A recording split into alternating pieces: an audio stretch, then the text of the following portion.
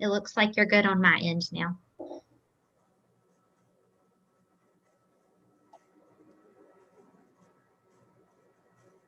All right. You are muted still, though.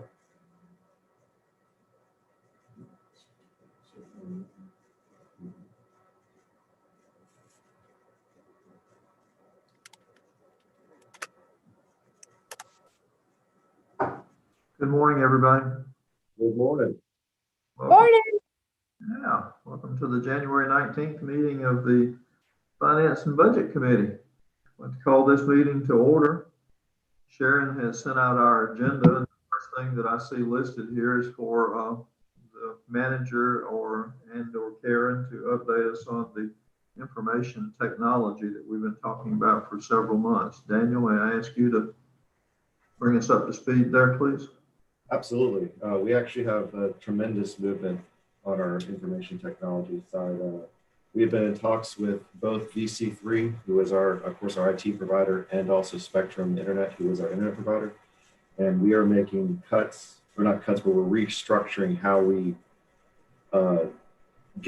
receive our internet from Spectrum. In fact, we're actually moving right now. I just signed a contract to go to fiber for most all of our buildings. It is an increase of about $1,000 a month, but we're also adding fiber out to the airport in addition to that, so we offset some of the construction costs by spreading the construction over multiple locations and across, I think, a 24 or 36 month period. So even though it is an extra $1,000 a month for a Spectrum bill, we are going to be having increased speeds at City Hall, which will be the new hub, increasing up to 500 gigabytes or megabytes per second from 100. And then everything else will be on a fiber intranet function. So actually be a closed network, which is much better for security purposes. We'll no longer have to transfer over point to point, which is wireless. And so that is the first step to making sure that we have a 2021 internet that meets our needs.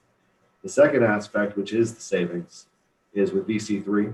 We are moving away from VOA, which is it's the thin client that we use. It's a virtual online advantage where everyone logs into a browser essentially and does their computing from there. We're moving to a local, which is now called MOA, which is not exactly that clever, but it's the modern Office Advantage.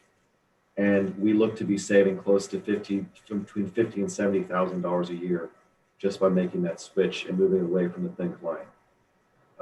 That is subject to change with a little bit of the police. Police is the one that's kind of the difficult one to manage because of SLED requirements. So we do have to do some things that are going to be thin clients, some things that are not thin clients. So as we move through that process, the end result will be faster computers, faster speed for moving through our what we're doing, and just a better security for our system. So I'm very pleased with what the work the staff has done so far to get that moving forward.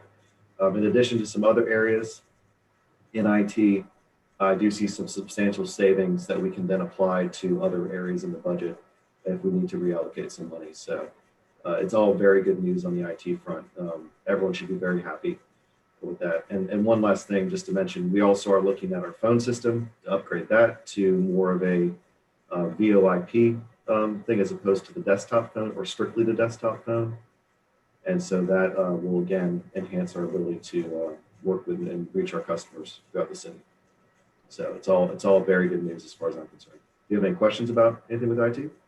No, I would say congratulations again to you and staff for that. That's wonderful. I mean, aren't we glad we looked at that? I'm glad that we got involved with it. VoIP, I mentioned in one other meeting, has worked very well for us here at the office. I've been using that now for 3 years, and it actually is much better than anything we had before. It's through AT&T, or it was, but I just moved that to Spectrum. And so we're very happy with that. But, yeah, it's the VO. It'll be on the Spectrum lines. We anticipate we're getting quotes right now for the phone, but it's moving to either one of the vendors that we go with, either VC3, Spectrum, or another entity. I believe that will really be a benefit to everybody. So, you know what I wonder, Daniel? I wonder if we could, because it wasn't budgeted. Do you think it's something Shannon could try to include as a reimbursement cost for CARES? For the phone or the internet? Right, because if it's allowing us to be able to do stuff from home, I'm not sure exactly what this change makes. Yes. So that's something, along with VC3 comes on, there will be some capital expenses, a one-time cost things that I had planned on pulling from the unassigned fund balance to pay for. It's a capital purchase to install servers or things like that. Preliminary costs are around $70,000 to $80,000, a one-time fee. That is something definitely that we can look at if the CARES Act is extended or things like that to allow us to do more, to give us more flexibility in how if we have to go back to at home things. So that's a great idea. Yeah. Would that come into this budget? Like Karen just said, it's not budgeted for that, or do we push that in the fiscal year? I'd like to get as much in this budget as possible so we don't have to worry about budgeting that for next year. We should see some savings immediately once we switch to MOA, if we can do that. Right now, we're working on month to month, as we've discussed. And if we can save some money at the end of this fiscal year, we're halfway through now, I would apply that towards any type of cost for this year. So we'll see. It depends on how fast VOA or VC3 can move once we actually do that. But they're working through the how to set up everything right now. We just finished a major migration with them of data to OneDrive from their servers. So that it was a huge undertaking that they just completed and are wrapping up now with any type of outliers. Now that that's done, we can move into the MOA transfer for city, everyone but police, and police will happen afterwards. Very good. That's just good news. Thanks for keeping that marching forward. I appreciate that very much. Bryce, any comments on that, sir? Been involved from the get-go? No necessary comments, but really that congratulations. I think we've come a long way information-wise as far as council's concerned in being involved with that. And I'm actually excited to see where you guys can tailor that process for the best interest of financial interest for the city. Absolutely. Well, that is good news indeed. It really is. Okay. The next item on the agenda is an update on some legal costs. We just got that information 20 or so minutes ago. I wish we had that earlier to look over. It doesn't really give you time to get in depth with it, but who takes lead on that? Karen, is that you, or Daniel, is that you? I'll take lead. You're always the lead on everything, right? You can tell me where to go from there. Not where to go, just where you go from there. Yeah, yes, sir. We did send that out. It's strictly, we really can't get into the overall details. So we can't discuss on an open meeting because there is attorney-client privileges about what the money is actually spent on. But that list is just sent for you to reference during this conversation. What you can see is that over the years, we do spend a significant amount of money on legal fees. And it's across the board. It's not centered in one location. We do have, a current contract that we have with Sweeney Wingate and Barrow, PA. That is, and they are listed as our city attorney. The sheet in front of you does kind of show the large number of other entities that we work with in addition. It's really just to give you a starting point that potentially then we can move into further conversations, maybe an executive session, but we can talk a little bit about it now. If you have any specific questions that I can answer or try to answer, just keeping in mind that we can't really get into why we're paying who. What we paid them is public knowledge, but not why. That's attorney-client privilege. And only one thing from just the finance data driven type of person I am. I just want to point out and commend the city on how much we've decreased it. When you look at these numbers, you'll see in 2018, it's a huge amount. There are two key factors there.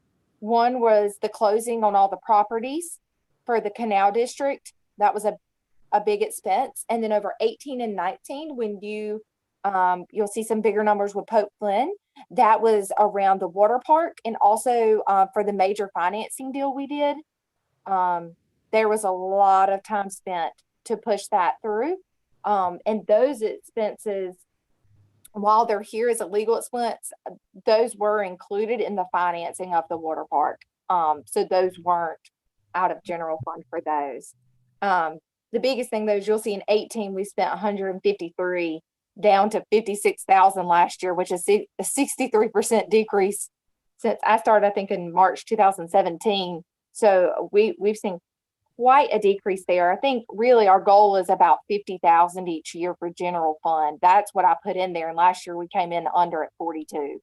Now there are certain things that we are beyond our control. You know, when we do have, you'll see Strom, that's our HR one.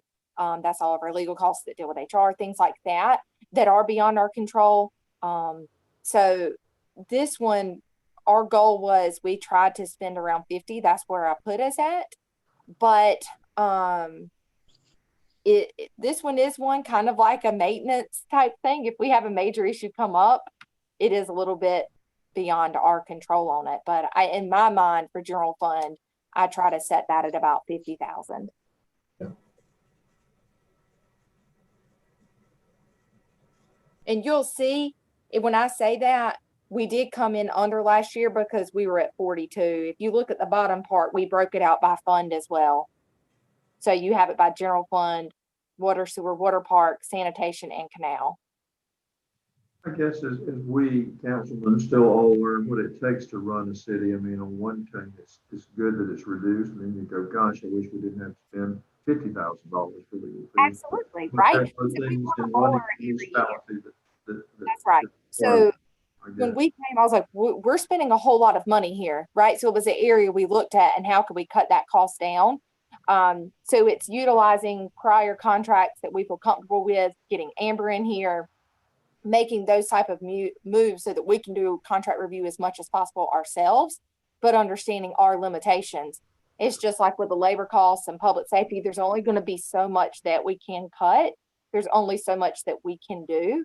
But to see that decrease and to continue, I would love for it to be lower, but we'll probably stay, maybe I'll do 45 this year, but that's going to be pushing it if something comes up. Okay. Well, the issue, sorry, Bobby, I just wanted to say, the only thing is that as the city does we're a very progressive city. So with that comes legal challenges that we have to check on. And we do reach out to make sure that we are constantly on the up and up and legal about everything. So that's why I do recommend, even if we do need to stay around that 45, 50,000 for now, just as we continue to do new things, which is I think it's a good sign that we actually are trying to, explore what we can do. But we do spend it across multiple people. I'm sorry, I didn't mean to interrupt. If you are able to do so, can you please help me to understand what our contract is for a city attorney? Do they only get money if there is something we have to call on them for, or is there an underlying monthly stipend of some sort? Is it an as-need basis, I guess? As needed. So the previous city attorney was on the retainer, and then they did move to a salary position for a certain period of time. At the end, as needed. Okay, sorry, excuse me. They did not move the salary. They went to an as needed. And so now our attorney, we have a contract with Sweeney, Wingate, and Barrow, and they are as contracted for as needed. So we do send them things, and if they bill us for the time. But in addition to that, as per the contract, they are listed as our city attorney for others to reach out to if need be. Sure. Is there an advantage as we look down the road for this of finding a somewhat more local attorney who is well versed in municipal law, who may be able to help us with some of the things that we're now calling up to Columbia for? And there's one attorney locally who has been a county municipal attorney. I would reach out to him. His practice may not be where he would even think about that, but he has the experience, and he's right here in Hartsville. Of course, a local is definitely preferred if we can do it. I think today's age, it's not necessary anymore with the amount of people who can commute in and things like that. We would, of course, if we were going to go out for this, we would do an RFQ and would seek out requests for qualifications on that. And we'd have to go through a bidding process, similar to anything else within the city, and personnel committee would have to go through that. Okay. It just seems like it costs a lot when we do call. I mean, Pope Flynn and those guys are not inexpensive, but granted, some of the things we've been involved with require very specific expertise, and that costs more. I mean, we get that. We're not going to shortcut that whatsoever. So when we need it, we need it. But if there are ways maybe to mitigate some of that by having a combination, it's said through the RFQ process of a local attorney who can handle our real estate closings, but yet handle some of these municipal law questions, we may, Karen, get that number down even a little bit more. You know, it's something to work on. That's a great idea. I mean, I think we're open to any. I think it's a good time just to try and see what's available. Just to potentially reach out if that's what we want to do. If it comes back the same, then that's so be it. So I mean, it's always worth. It's a good time, like with anything else, sometimes a good time to hit refresh. That's all. Yeah, I think we owe it to the taxpayers and everyone else, to our citizens, to put that out there every once in a while. You know, and like you said, if it comes back, we're doing exactly the best thing, then it's a validation of that. If not, maybe there's a different way to accomplish what we need to, but do so at a lower cost. So, what would be what's the mechanics involved of an RFQ? I mean, you just literally throw it out there to a select group of attorneys, or? Well, what we do is you can reach out to people individually, but most of the time there's a posting period where and you do it across you reach out different sites, different things like that. Municipal Association is one of them, law association. So we reach out, we put it out for a time period, and then there's a period of time within review. Then we review them and bring them to the personnel committee for review and acceptance. The city attorney, that's how that is done. So if that's something that the council wants to do, then we can proceed going forward. But I think it's worth maybe a conversation with the personnel committee or maybe another executive session with council to make the final decision. And then we go from there. Yeah, as I understand it, there are only 3 positions that council can really hire: city manager, city attorney, and judges. That's correct. Right. That's the only Right. Yes. State law is pretty clear on, for the county, for the city manager form of government, what I, as a city manager, have responsibility for. That's all personnel, all staff, all things like that. And then you guys have that influence over the city attorney, city judge, and the city manager. You're absolutely correct. Okay, good deal. All right. Bobby, quick question. Yes, sir. Would we need to have an executive session to really peel apart this list? 15 vendors, I think for some of our council members is still enough to ask a question, and maybe in an executive session really peel back what line item is for, and then from there we can have a better understanding more so of why so many. And then once we have that conversation, look locally or go through that RFQ process. I mean, is that something we want to have an executive session for sure? I think to me that makes complete sense, Councilman. Yeah, I think it's probably as soon as possible, because personally, I just know who and who we would need to speak with on council as well, who would, just ask, well, why so many? And that would be easier to go forward with in further discussion for budget and everything if everybody's on one accord with even while we're looking at it. Because I think that some, with the history we have with some people, may are like, why would we even part ways? But I think this is worth discussion. I agree with you and everything. And Mr. Manager, you could tell us how we could make that happen. Absolutely. We'll have it on the agenda for February, much like we had it on the agenda this past January. And we will discuss an executive session there. We really can peel apart.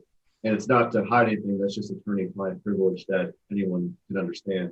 Yeah. But it's so that we can, and from that, we can either render a decision that we then vote on in public, or we can move forward just by discussing. So that is the appropriate response. Exactly.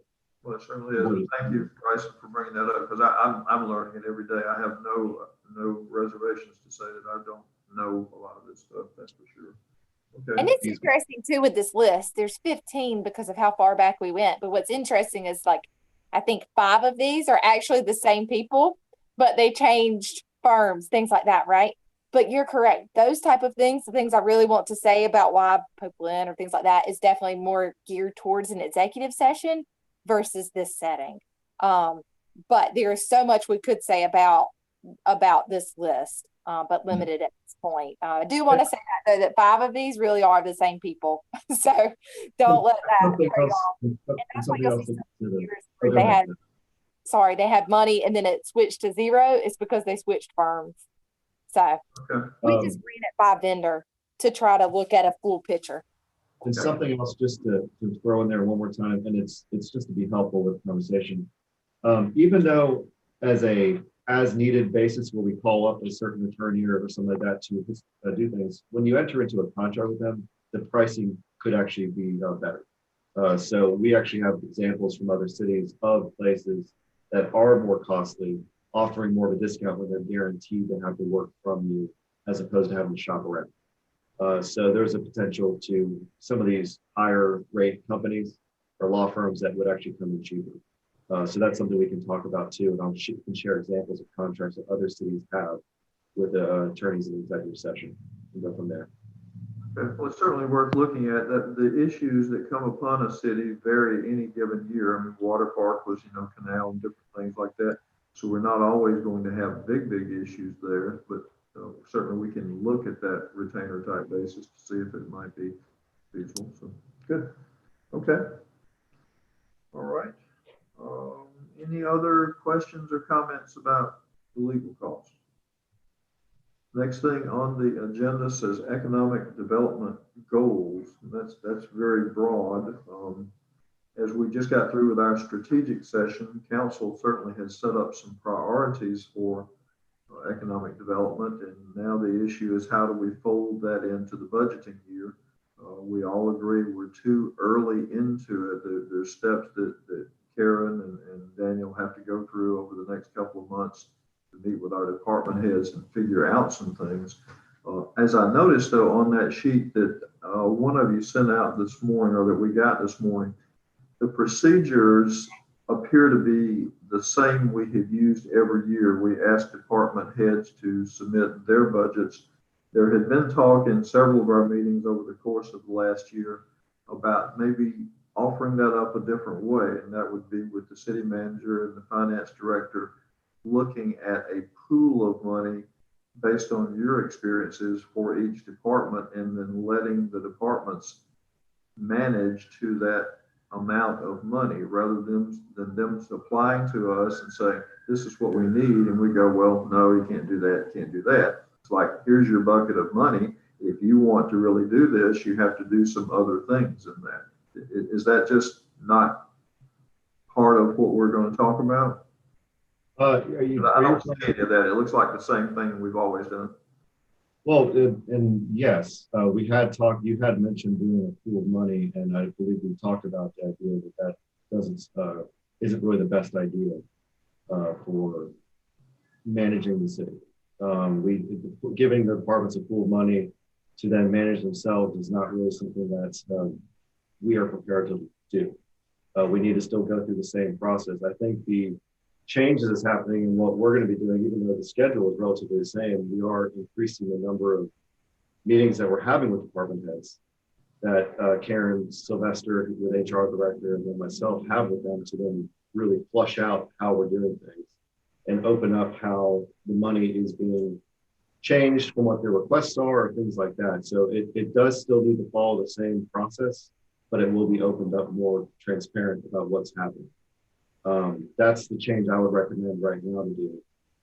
To make any changes where we offer them to say, you have this certain amount of money to do things like that, that's not something that would be, I don't think that would work as well as we think in our business.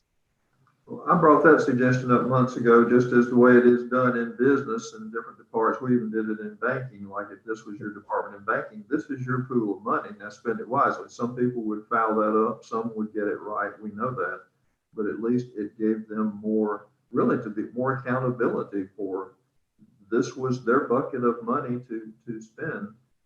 Use it wisely.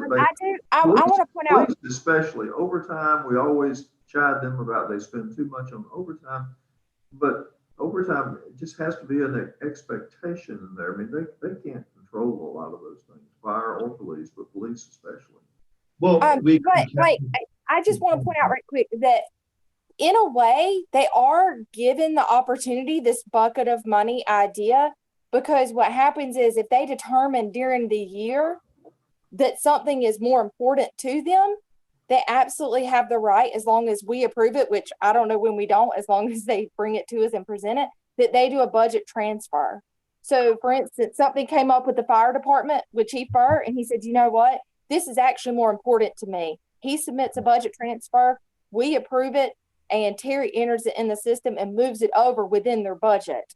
Well, One thing that takes care of 90% of it then. I absolutely right, and that's one thing that I think Daniel is highlighting, and we all are on the same page about. And actually, one thing that the department heads are telling us the most, it's not that they want to do it on their own, because they absolutely come to us and really want our help in reviewing the numbers and trying to understand it, but it's this thought of transparency. If I determine and that Daniel determines that we actually can't meet a request, I don't know if I or Natalie, if we communicated it the best in the past, that it wasn't going to be passed along. I thought that we did, like if something needed to be cut from the budget, but what can we do? Can we add meetings, clear spreadsheets with the numbers of here's unfortunately what we can't do, what we can do?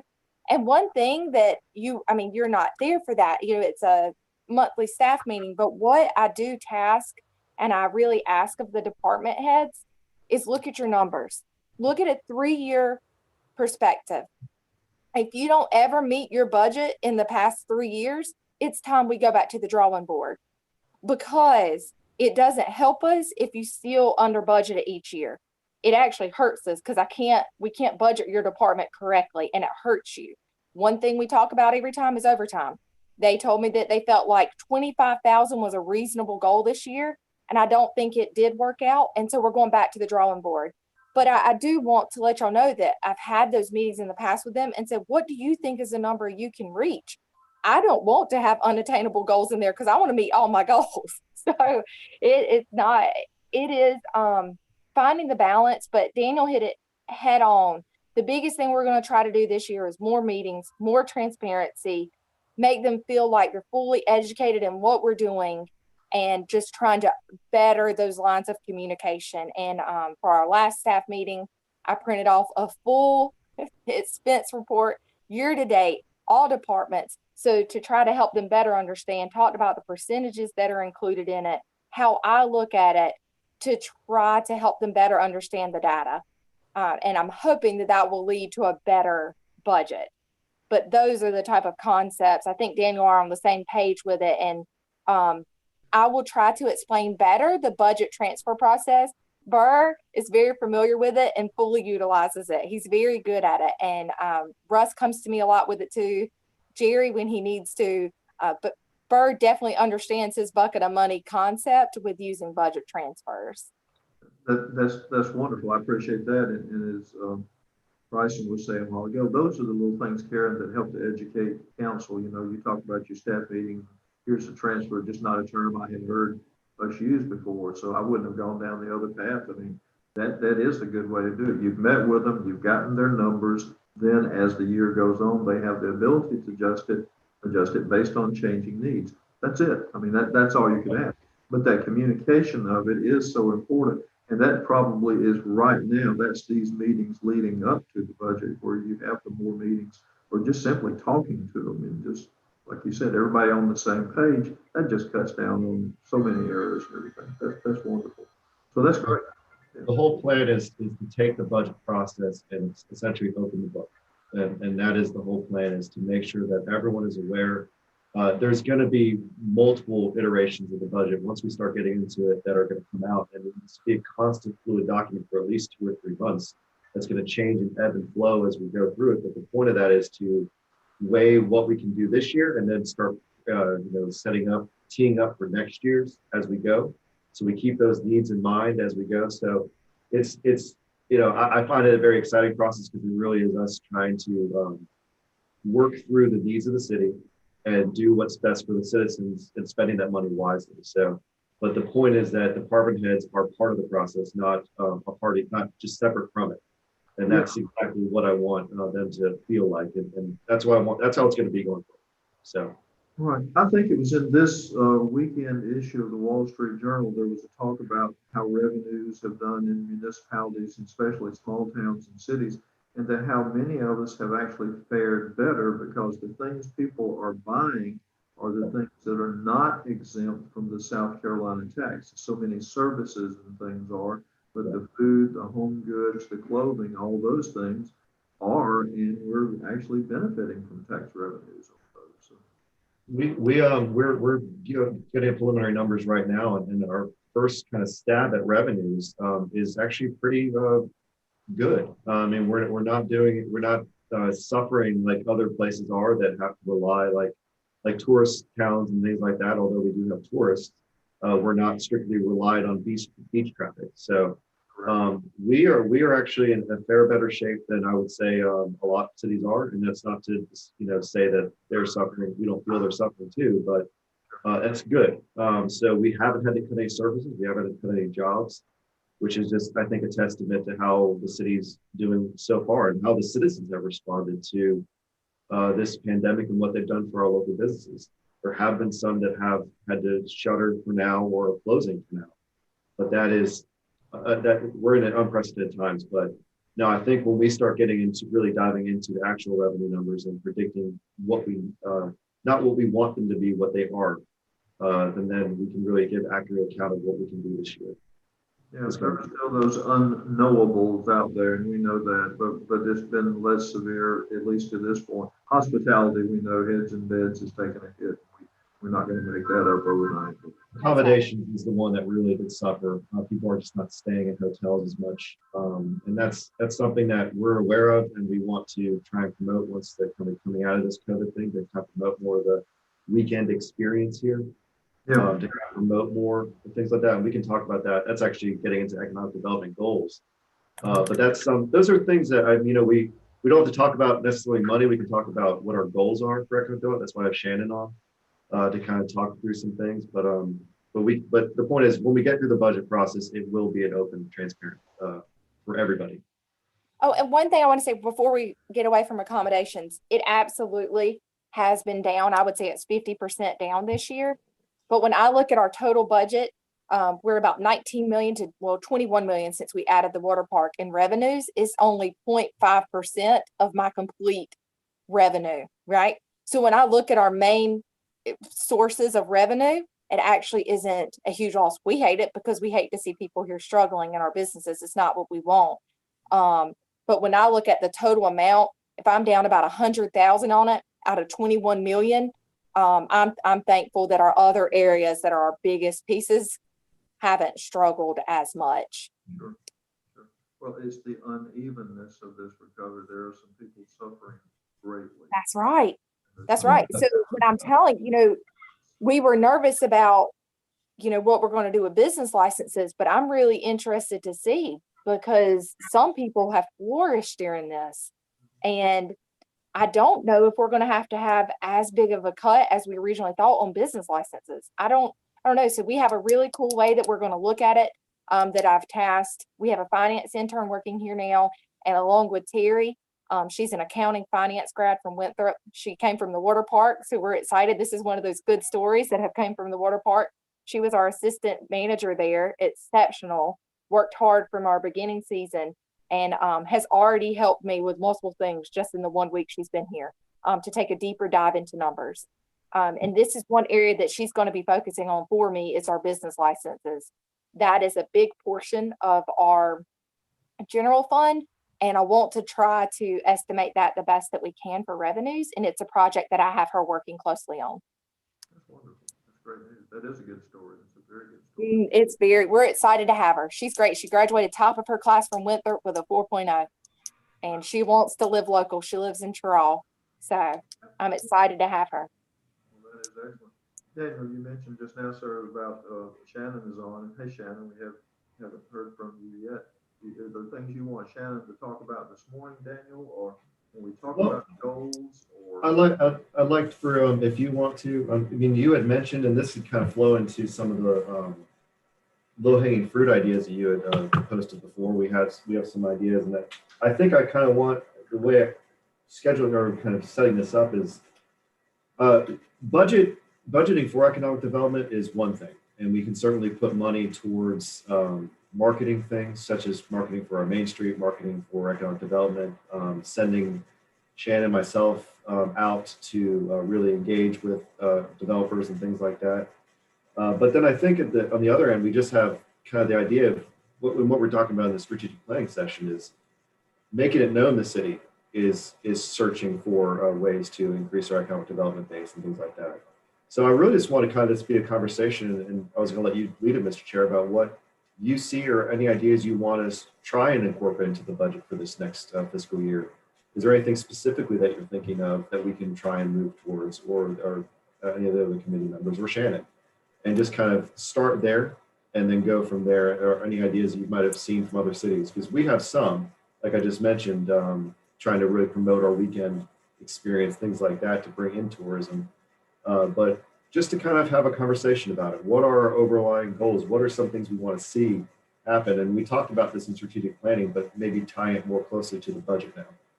Yeah, and I certainly don't have a specific dollar threshold in mind, but I just have the love for Main Street and for downtown. I'm excited that Lauren has been moved into the director there. You were grinning like a Cheshire cat while I was talking about it. It's like, okay, something's going on here. But I'm excited. I was excited too. I couldn't wait to tell everybody. I just think utilization of her in that position, we start where we already are. We have downtown merchants. Going out to look is one other thing, but that cross population of the merchants helping each other, that having Lauren look for niches we don't have, examine these days on the internet, she can do it all, looking in other cities, seeing what their mix of retail is, and if there's something that then warrants us getting together and someone going out to see someone or finding out, identifying somebody who wants to move in here, that's great. But strengthening those businesses that we have right now, if every business downtown could add one person, I've said that several times, that would just be a plus for everybody on that. But just working ways, finding out from our merchants what they need, seeing where we, the city, can help. We can't be everything to everyone. We know that. But that Main Street program has a lot of arrows in the quiver that Lauren can pull from. But just drawing on the experience we have right here, I just think it's the best place to start, and we branch out from there. It doesn't take a lot of money. You're already paying her the salary, but maybe there's a little extra involved if we put her in the car to go out and see another Main Street city and talk with a Main Street manager rather than just communicate with them on the internet or talk to them on the phone. Just go see some of those places. It worked very successfully 30 or so years ago and kind of got us going where we were in 92 when we started what was then called Streetscape. We truly got in the car and went to Georgetown and went to Cheraw and went to different places on that. No, that's fashion, but it still works. No. You're absolutely right. That's exactly what I'm kind of thinking, especially because I see Main Street and Shannon now with economic development as a tag team duo, and they're kind of handing off each other, what's going on in the city, what's going outside the city. And so Main Street to me should use some of the same tools that we're talking about for economic development, which is sending her out. So including in the budget line items to have her go out and see other cities, a travel expense, things like that. She is reaching out more to the Main Street with Jenny, who's with the Municipal Association. And in fact, we just had a group from Georgetown, I believe, who came to Conway. Yeah, sorry, Shannon, Conway, to come and visit us. And they offered for us to come visit them, and their Main Street person came. And no, it's not all internet. We got to go out and feel it and touch it and feel it for ourselves and experience it for ourselves. And that's something that I think in the Main Street budget, we need to make it a point to add as for her, that's, you show that by making sure she has the ability to, has the money to spend to travel, things like that. So no, I'm full agreement with you. I think that we need to branch out and see what other places are doing and experience it. And then from that, then we can take and learn and spend more money here if we have to get something, incorporate new things. Yeah. We had talked about getting a listing of all of the businesses. I think you said you were going to pull together all the available, was it properties that we have or available properties and things like that? I think so. That was Uh, one issue of putting out on our website, these are available properties. Here's who you contact if you're interested in that. Yeah. The city wasn't in the real estate business. We have a lot of properties, and those properties, just like the rental thing we did a few months ago for that entity, that doesn't enhance our tax base a whole lot and everything. It's rent, and I don't know that the city needs to be in the rental business on that. But pivot from that for a moment. If we all are on the same page that Lauren has things that she will do through the Main Street program, and we'll fully support her there. Tell me how it's going to dovetail with you and Shannon in there. If Main Street and that type of retail business is the focus of Lauren, what is going to be y'all's focus? How are you going to tag on that or complement what she's doing? I'd be happy to take it. Shannon, you can jump in too if you want. Okay. So Main Street is a specific, it's limited to essentially our Main Street entities. It's a specific area that is focused on for that. And economic development is, as far as I consider it, it's citywide. So although Shannon is going to be involved with Main Street entities, she still has, her reach is further in my mind. And so the way it works is that, and I'm going to have Shannon jump in a second, but the way I imagine it working is that Shannon, he's going to talk. He's not going to let you. I love talking. Just believe me. You're going to get it there, Shannon. Just wait. So anyway, Shannon was telling me that. So what I see it is that we've talked about this too. It's not really economic development. It's business development. That is really the city's focus. Economic development is more of a function of the county. That's bringing in industries and things like that, big industries to the county and more of a regional approach. We need to think that way too, but we also need to be focused on businesses. So we have a 4th Street corridor, enhancing our 6th Street corridor. There are some businesses on there we need to promote. Down Carolina. So Shannon, what else you got? I've talked enough. Okay, so I'll back up to the inventory lists. We are in the process of putting those together. We already have an inventory list for all of the properties in the opportunity zone. So we did that early last year, but we are working toward a commercial inventory list and then one for like infield housing development, because there is not just one variable into economic development. There are multiple variables. And so housing is one of them. Marketing, our inventory list for different types of real estate. So small commercial, large commercial. Also, I would love for council to take up or just explore more incentives. So I know we have them for larger developments, but maybe for perhaps a new restaurant coming into downtown or restaurants. Marketing, again, I would love to be able to have nice brochures that we can take out. And when we meet with developers, 6th Street, as Daniel said, 4th Street. And then another one is our entryways into town. That's an economic development component too, as we're writing or prospective businesses are coming into town. So that was a lot in a short No, it's perfect. time, but there's so much. Economic development is such a broad area and term.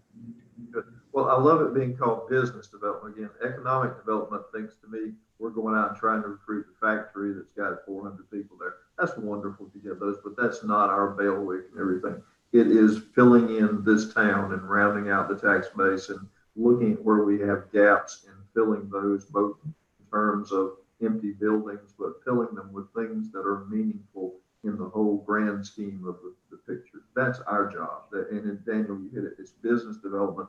Maybe we never say economic development again, and it's business development. We're in the business of business development.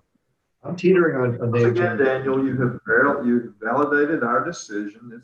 Okay, you're okay. I mean, you come up with that good phrase every 10 or 12. I'm working on it, Bobby. I'm working. It's heartful, Daniel. It's heartful. That's right. I love it. And that's something, and we are, that campaign, we're getting ready. I really want to do a big launch for it. So we have some quite, kind of quiet murmurings. I mentioned it, Speculative Chamber and things like that, and it was received well there. And so, that's something that is part of it. It's, and Shannon's, that's going to be her call sign. It's Hartsville. And it's something that when we do release it, I want it to be a big deal. And that's something that's another way to spend money. Is it worth doing like how Greenville did? They did a release video with a drone shot flying through downtown and flying around and things like that. I see that and I think, why can't we have that? We're better than Greenville, in my opinion. So, not to call Greenville out, but we can do those things. We are unique. That's why we are Hartsville. So that's something that we are going to really tie in, and I want to do that starting as soon as possible. So I already have staff working on ideas to get something like that done, so that we can release that before the budget even comes out. That idea, and that is coupled with it is our 130th year anniversary this year, in December, to be correct, right? December, but I want to make it the whole year of 130th anniversary. So, and that's something to tie it into with banners downtown like Sunoco had. We're actually going to have Duke Energy celebrate their 50th anniversary. So there's a lot of fun things happening that we need to highlight on, and that's part of the role I want Shannon and Lauren to work on this year. It is. We can't ask Shannon or Lauren to go out if we don't know the story. We truly got to get on the same page on that one, because they need to be able to recite that story front and back. So let's have that approach and get that done. Yeah. What has to happen? Maybe that is the starting point, Daniel. I mean, really the starting point of, as in, let's get that formulated. How do we meet? Who meets? Who has input into that to get that story that we want to tell out there, so that we can start literally putting it everywhere? How do we start?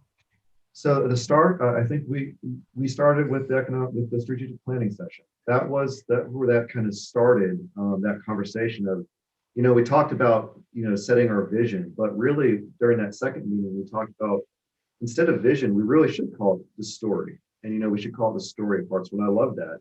It's not a vision, it's our story. And so I think the start off point, and that's why I think it is important. And when we talked about, we need to meet again as a council. The council needs to meet again to discuss and formalize. And council had tasked me with coming up with more of a condensed, or like my idea for what the city was going. We're going to talk about that and go through it. But I think another starting point is for council to adopt that strategic plan and to show the world that we are focused on these specific goals, and not necessarily. And I know Mel doesn't like, Mayor Mel doesn't like the checklist approach. We don't have to do a checklist approach. We can handle that on the staff side, but the idea is to create and publish something that says Hartsville is going to do these things. And one of those is to make our city grow and to be the best city we can be. And if that's something that we put out there, just saying that is sometimes the catalyst all you need.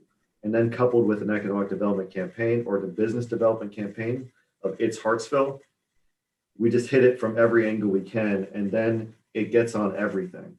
Whenever there's a new store opening, it's Hartsville. Whenever there's anything positive, it's Hartsville.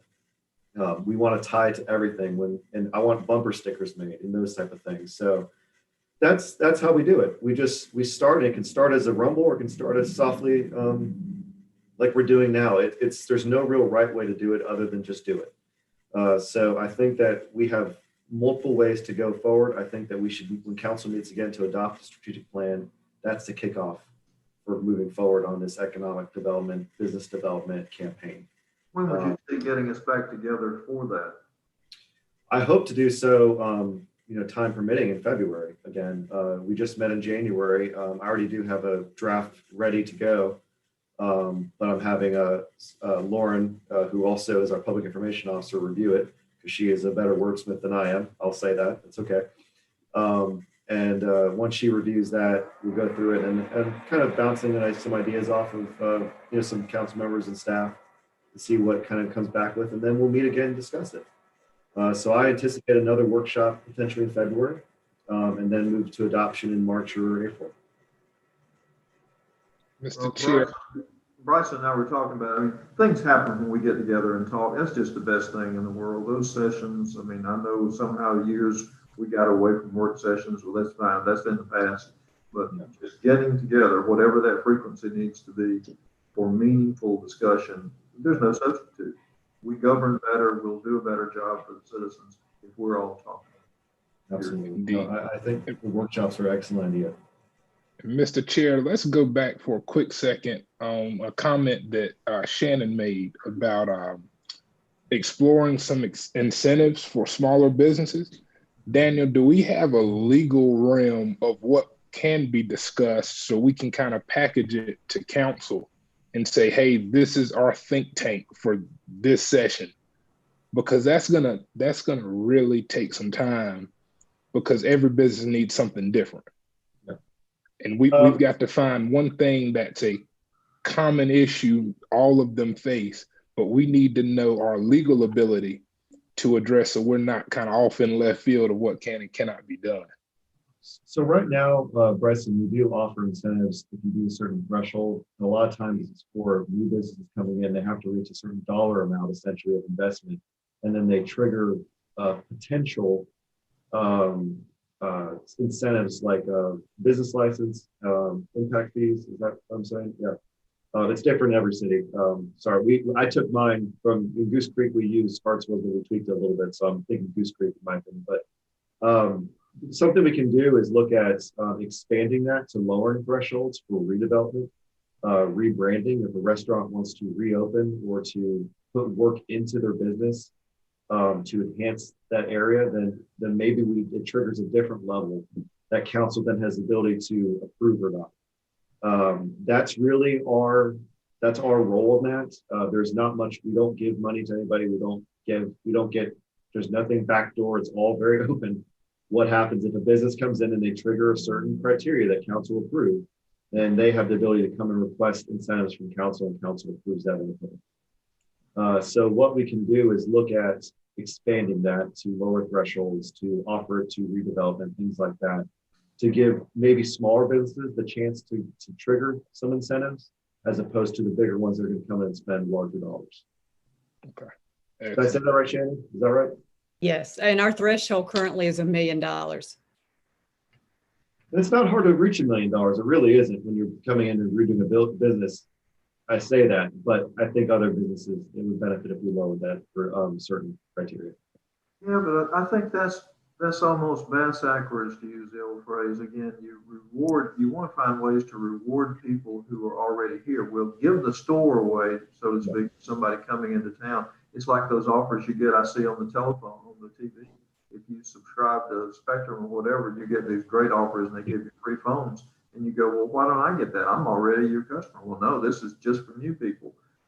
We unintentionally do the same things, I think, in cities. We've got people here. We talked about, Bryson, in one meeting that we were in, about even approaching some of our local foundations to see if they might be willing to give another round of funding. In fact, specifically, we did say that we'd look and provide a list to that foundation of how people who received it before spent that money and how the adaptive use was, and then ask them if they would be willing to do a second round. Did we not? We did, and I am having a meeting tomorrow with a certain organization tomorrow to discuss that. I don't know if the appetite is there, just based on the conversation, but that for that specific type of handout again, we're going to explore ways of doing something else that might be different. But no, that was part of your low-hanging fruit, I believe, on your list that you sent out earlier. So yes, that meeting is happening, and there actually is a board meeting we're going to be speaking at later this month too. I think the mayor and I just wanted to highlight in the past, the ones that there hasn't been any new ones approved since I've been here, incentive agreements.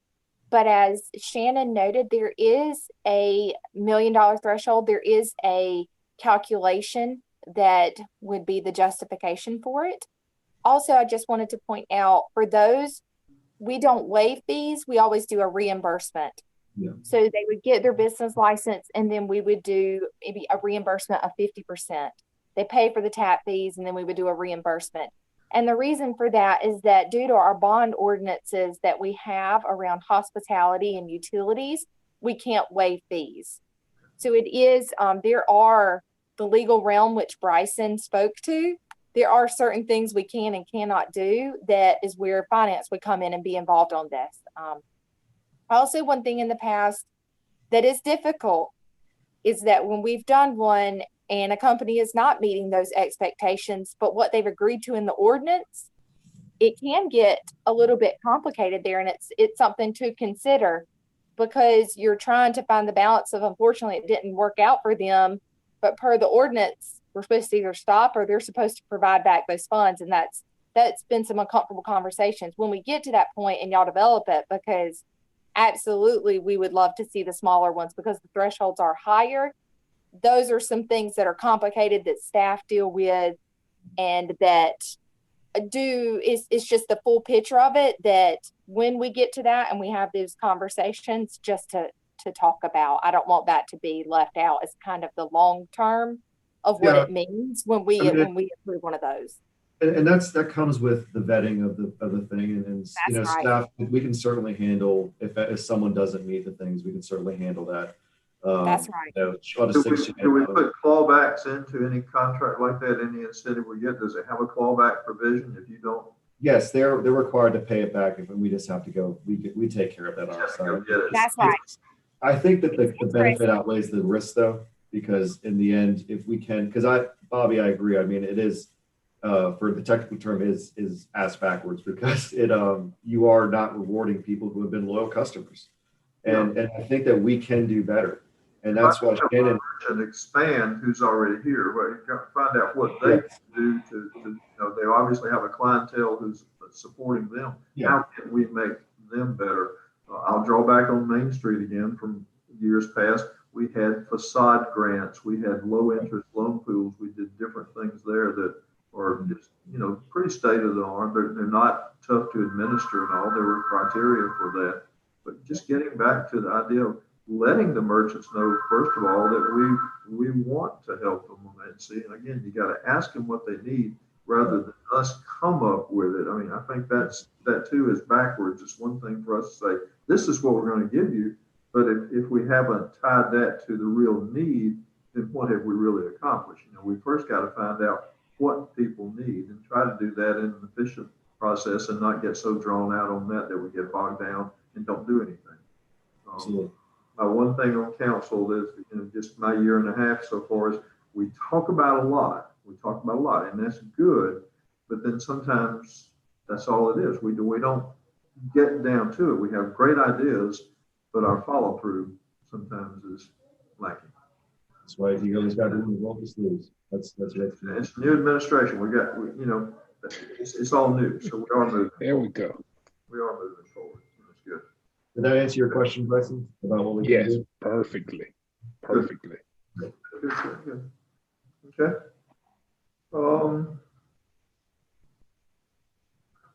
Anybody else want to talk about anything else? I know time. I don't know where we are. We're right at 11 o'clock. How are y'all? I've got a jam-packed meeting today. Bryson and I are both going to have to sit on a computer screen for 4 hours this afternoon for the Municipal Association. So we have been just circling that on our calendar and looking forward to it. Especially today's my birthday. What a great birthday. Happy birthday. They were going to wish you happy birthday, Bob. Yeah, I happy can wait birthday. to do it. Judy already said it. And stay on the computer. So yeah, Bryson and I are going to be looking at screens all day today. Y'all gave us the preliminary budget preparation schedule. I think that speaks to itself. And you've added to that, Karen, and given us input that there might even be more meetings, or you guys will do what you need to do to get to that process of being where we need to be as we look at fiscal 21. So I think that goes on without comment unless anybody just has anything to add on that. Okay. Well, guys, good meeting. Thank you, everybody, for being here. Everything so much. It's good to move forward. It's good to talk, and I appreciate the efforts of everybody. It's just wonderful. Well, again, happy birthday, Bobby. Coming from the city to you. We wish you well on your 40th birthday. It's great news. So don't drink too much. Remember my 40th birthday. I caught Johnny. Johnny and I are about a month and 3 days apart now. So we're both now 68. So I caught up. Oh, wow. Yeah. All right. Well, you look a day over 67. What can I say? How can we say that? Yeah, right. It's like only yesterday I was 67. How is Councilman Andrews? Can we say that in the meeting? I think he's doing fine. I don't think there's anything How public about right now. Councilman Wilson? How about Burns? I think everyone is still, as we had mentioned before, no real updates. All right, well, we'll keep those both in our thoughts and prayers and everything. Well, thank all of you. I appreciate this. If there's nothing else, I'll call this meeting as closed, and we'll see you guys